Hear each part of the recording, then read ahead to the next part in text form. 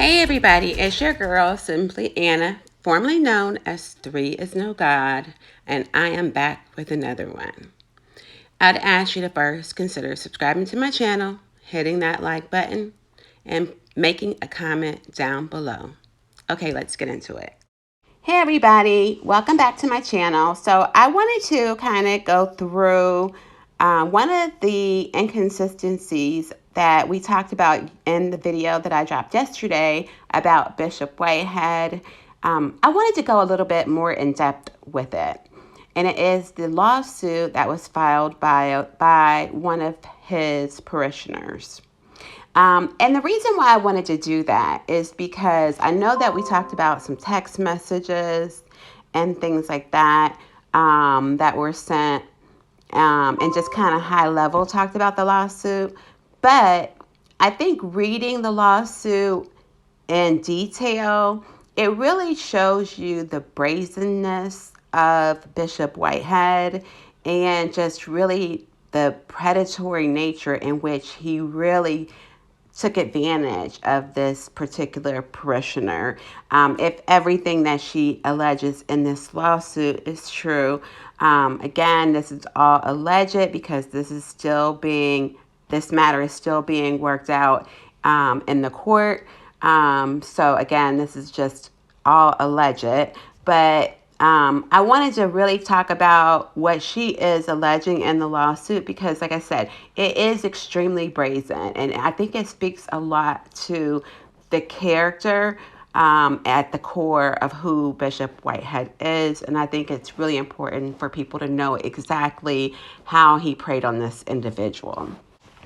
So this actually starts in January of 2020.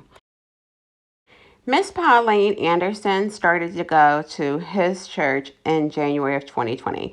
Now, guys, I know that we all thought that his church was this white building here, but his church is actually the one up in the left-hand corner here. Of 2020, she was actually at home recovering from a major life-threatening surgery. And so her son Rashid, who knew the bishop on a more personal level, had arranged for a phone call for Bishop to pray over his mom. So this is about, 4 months after she had joined. So she joined in January. In April, he's praying for her over the phone for her health. Around about the July time frame, she was seeking to purchase a home. And Miss Anderson had some previous issues with her credit, and she had explained that. So in July, they met to talk about, how Mr. Or Bishop Whitehead would be able to assist her. And at that time, he told her he would be able to help her work on and improving her credit score, so that she could secure a more favorable mortgage and favorable mortgage terms. And that he would also be able to assist her in locating suitable properties that she could choose from to purchase. That all sounds good, right? Mr. Whitehead directed her to have the Transamerica representative to facilitate moving $100,000 from her IRA over to her personal checking account, and she complied. In the latter part of July, Bishop Whitehead actually got Miss Anderson on the phone with someone who identified himself as Mark Kaplan.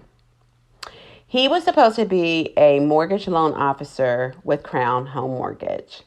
On that same phone call, Mr. Kaplan explained to both Bishop and to Miss Anderson that because of her low credit score, it would be difficult for her to obtain financing for a house. In October, gets on the phone with Bishop and another representative who identifies himself as Sean Carson.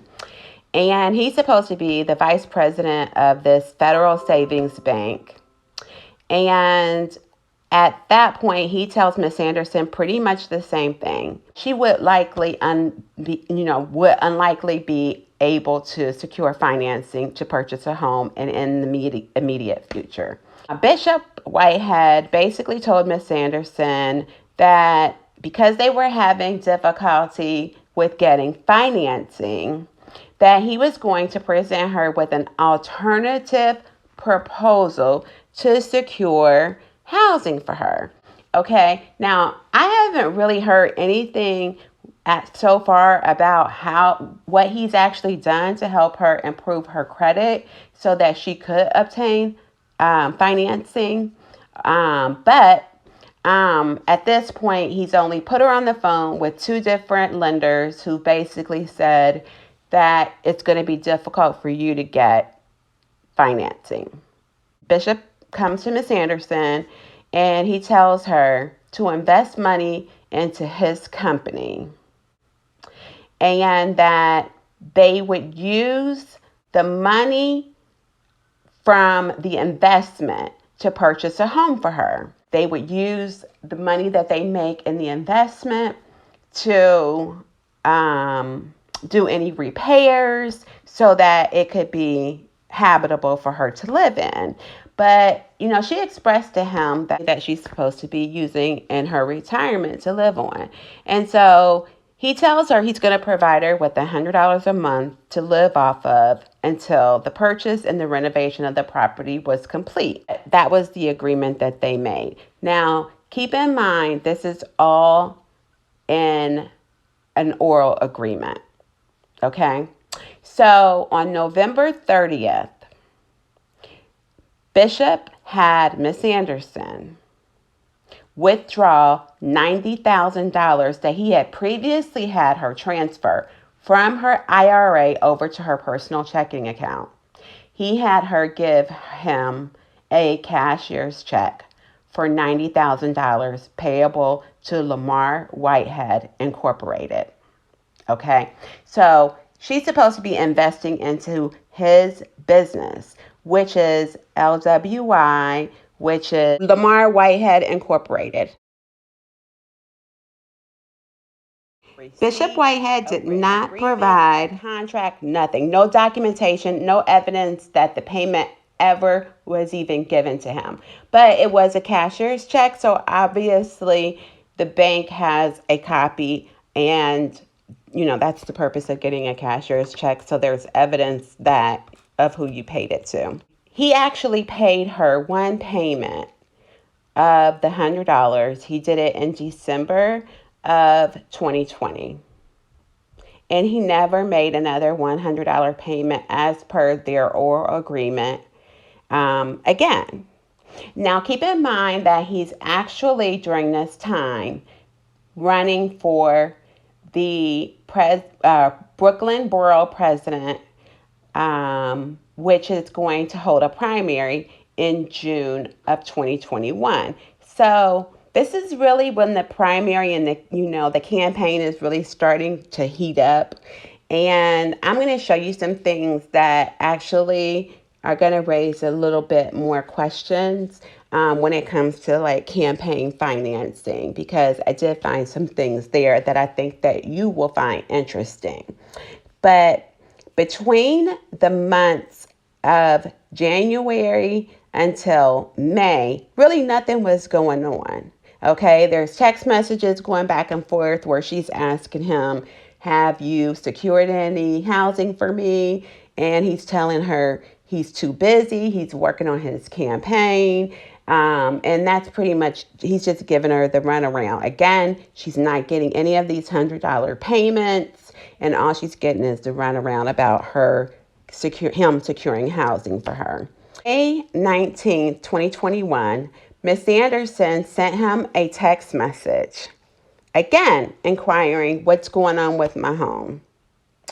And that's when some of the text messages start happening that I showed in yesterday's video. And I'm going to go ahead and post those on my community wall so you can see those as well. On July 14th, 2021, Bishop accidentally emailed Rashid a contract for a property in Saddle River, New Jersey.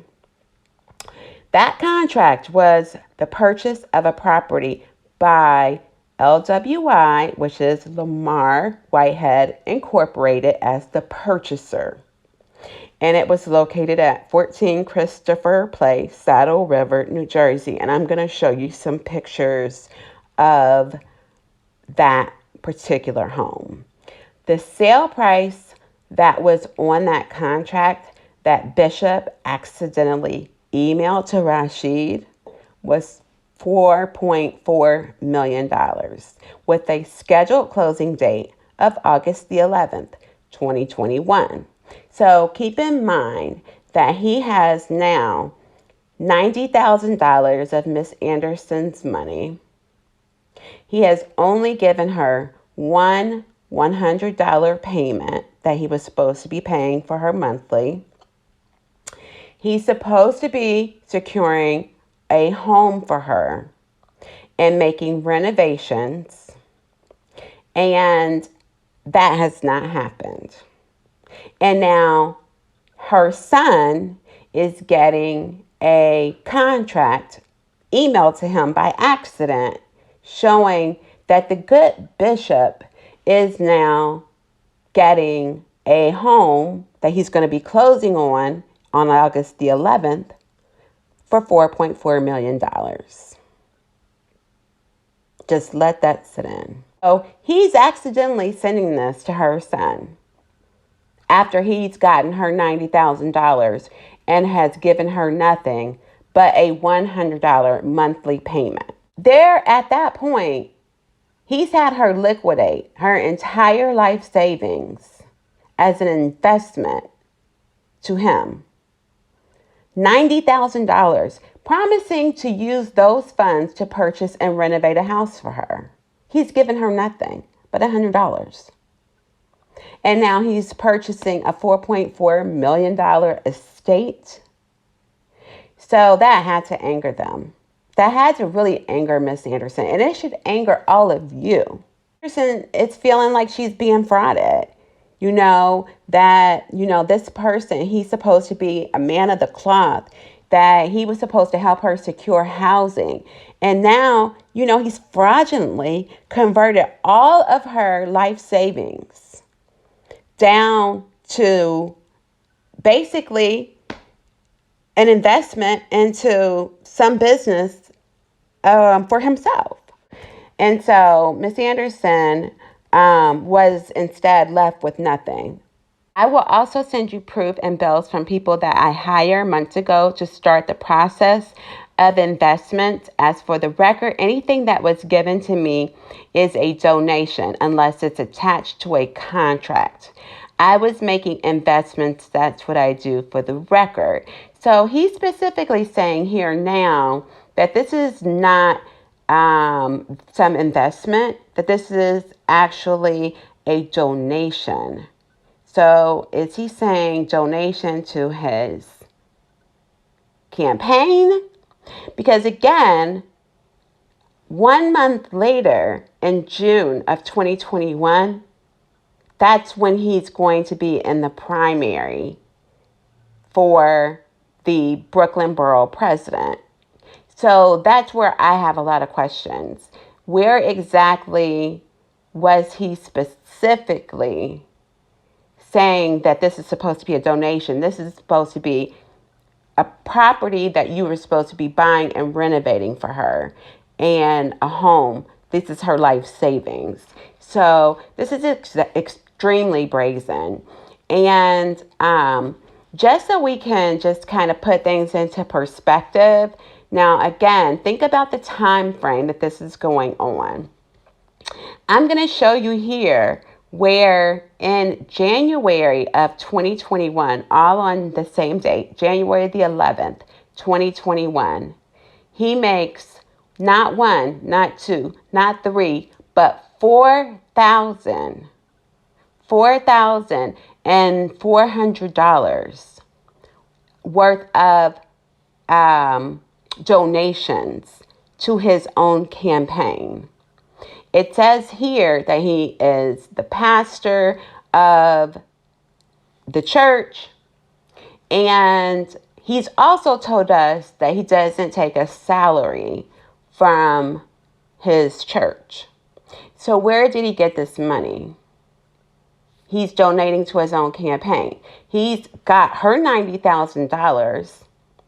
In January of 2021, he had just gotten it maybe a few months before. He's only given her $100 back. He's not purchased any properties on her behalf or done any renovations as per their agreement, but he's making $4,400 worth of donations to his own campaign. That in June of 2021, you will see here that of all the candidates, he actually came in last place of, I believe, 13 candidates. So it's just interesting that we have this contract for this home, $4.4 million in August. This campaign that goes off in June, and these donations to his campaign in January, and Miss Anderson's money, her life savings of $90,000 is sitting with him.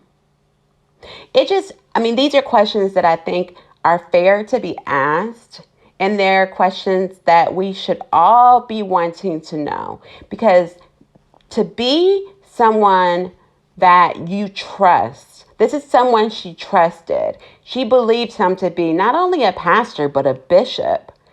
And this is someone that that we would all hold in high regard. And he has taken her life savings. That is terrible and unacceptable. And we're going to get into some more things on him. Trust me, I can probably provide you with receipts probably for the next couple of weeks, because believe me, the rabbit hole runs deep. But this is something that I really felt passionate about, that it really needed to be shown to people so that everybody could really understand what he did to this woman. Will she ever get any of this money back? I don't know.